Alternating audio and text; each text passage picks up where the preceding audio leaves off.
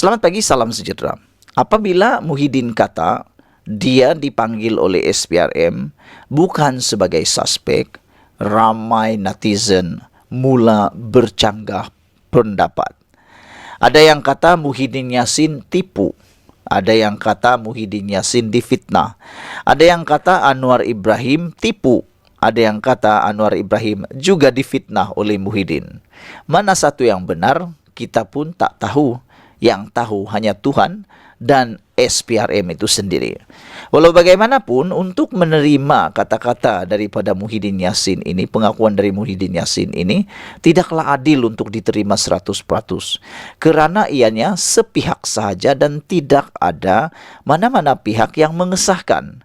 Termasuklah SPRM. Untuk mempercayai apa yang Muhyiddin kata, kita perlu pengesahan daripada SPRM.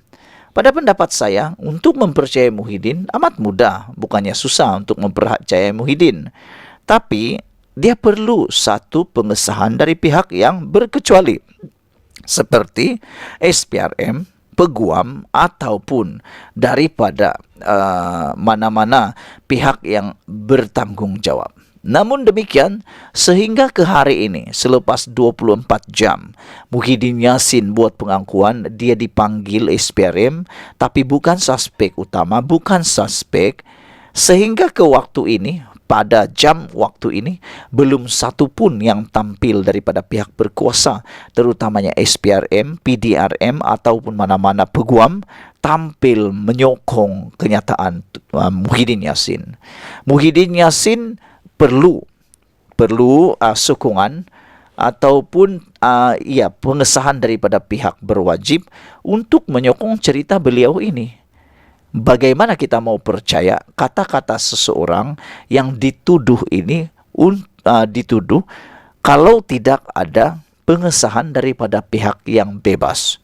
Saya hanya boleh percaya 100% apa yang Muhyiddin cakap kalau ada sokongan pengesahan daripada pihak berwajib seperti SPRM dan PDRM. Apabila Muhyiddin kata dia bukan suspek untuk dipanggil SPRM, dia perlu sokongan sepenuhnya. Pengerusi Perikatan Nasional PN Tan Sri Muhyiddin Yassin mengesahkan beliau sudah pun memberi keterangan kepada SPRM mengenai projek Jana Wibawa.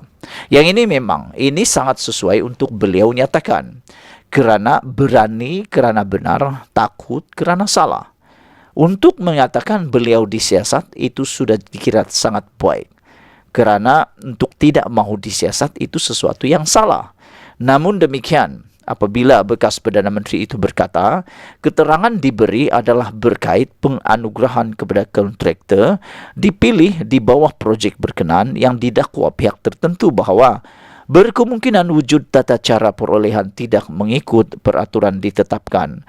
Ini satu perkara yang sangat kita mahu tahu, iaitu tata cara bagaimana perolehan telah pun dibuat dan adakah ianya mengikut peraturan. Dan selain itu, apabila kata Muhyiddin ia berkaitan penganugerahan kepada kontraktor, ini semua berbalik kepada satu dakwaan bahawa Parti Bersatu menerima RM300 juta daripada beberapa kontraktor di bawah pentadbiran Muhyiddin Yassin yang mendapat anugerah projek di waktu pentadbiran Muhyiddin Yassin.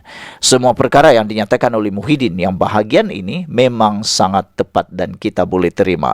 Namun apabila Muhyiddin mengatakan beliau menjelaskan agensi itu memaklumkan beliau dipanggil memberi keterangan bagi melengkapkan siasatan dan bukan suspek dikaitkan untuk sebarang tindakan pendakwaan, inilah yang saya kata tadi, ianya perlu disokong dan disahkan oleh mana-mana pihak yang berkuasa, terutamanya SPRM. Kerana siapapun boleh berkata begitu, terutamanya orang yang cuba mempertahankan diri. Muhyiddin Yassin sekarang ini berada dalam kedudukan bukannya mendakwa, tetapi didakwa. Beliau perlu mempertahankan diri. Jadi siapapun demi mempertahankan diri, dia boleh cakap apa saja. Apa saja boleh dikata oleh seseorang itu. Sebagai contoh, seorang pencuri kalau ditangkap, dia boleh kata dia disuruh curi oleh seseorang. Tetapi dia perlukan pengesahan daripada orang lain, orang tertentu. Barulah boleh diterima oleh orang-orang lain. Tapi kalau ianya hanya dicakap seseorang, dia cakap diri dia sendiri, mungkin itu lebih merujuk kepada mempertahankan diri, penafian semata-mata. Kata Muhyiddin, SPRM pun agak berlembut. Tidak ada desakan, kata beliau. Dan harus diingat juga saudara, memang kita sudah diberitahu oleh SPRM sebelum ini adalah siasatan peringkat awal. Apabila ia peringkat awal, maka memang tidak ada desakan. Selain daripada itu, ada sudah yang dipanggil mengikut laporan yang telah kita terima, ada sudah 15 yang disoal siasat untuk didapatkan maklumat dan juga membantu melengkapkan siasatan. Dengan itu, saya fikir semua soalan yang dilontarkan oleh SPRM itu saling berkaitan antara satu dengan yang lain. Tidak semestinya SPRM tidak bertanya kepada Muhyiddin berkaitan suspek, beliau bukan seorang suspek. Dan tidak semestinya beliau ditanya sebagai suspek, dia juga suspek. Semuanya berkait rapat dengan apa yang SPRM mahukan. Saya fikir mereka sudah tahu, kata Muhyiddin. Saya tanya, adakah saya suspek? SPRM kata bukan, kata Muhyiddin. Tahniahlah kepada Muhyiddin Yassin kerana telah memberitahu kepada kita semua bahwa SPRM telah nyatakan dia bukan suspek.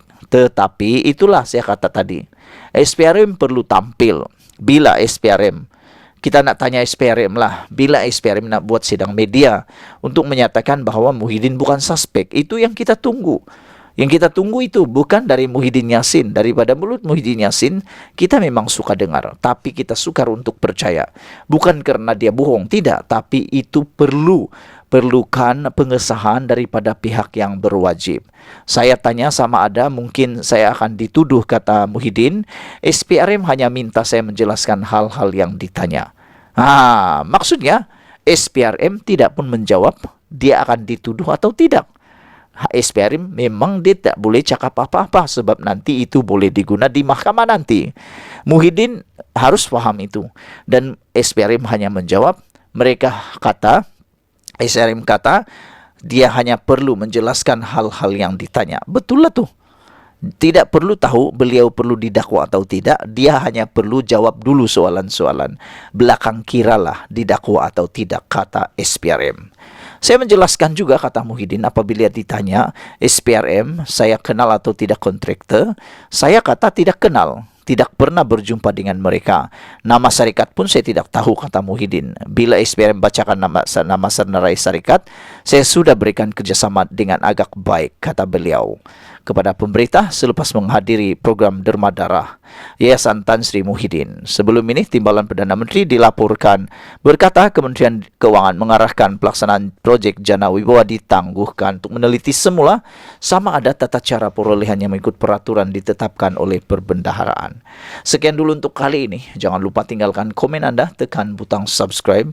Pada pendapat Anda, siapa di pihak benar, siapa di pihak yang tidak benar. Kita jumpa lagi. Bye-bye.